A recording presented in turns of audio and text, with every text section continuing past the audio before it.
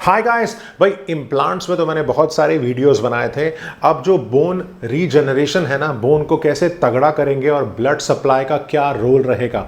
अब सबसे ज़रूरी ऑक्सीजन और न्यूट्रिएंट्स की अगर बात करूँगा तो जो रिच ब्लड सप्लाई है ना, वो बहुत ही क्रिटिकल रहता है to deliver oxygen and nutrients grafted site पे।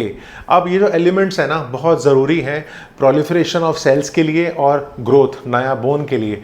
अब जो ब्लड वेसल्स है ना, because they carry progenitor cells and growth factors to the grafted site, जो ज़रूरी हैं नया बोन फॉर्मेशन के लिए।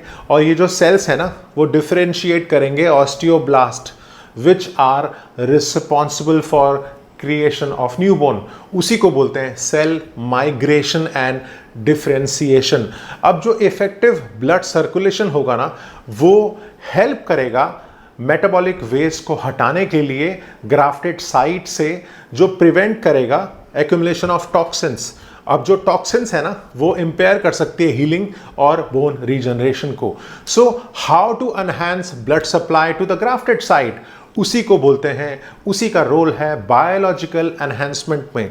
अब ग्रोथ फैक्टर्स जैसे बीएमपीज, बोन मॉर्फोजेनेटिक प्रोटीन्स की बात कर रहा हूँ, और जो बायोलॉजिकल एजेंट्स हैं जो स्टिमुलेट करेगा एंजियोजेनेसिस, उसी को बोलते हैं formation of new blood vessels at the grafted site.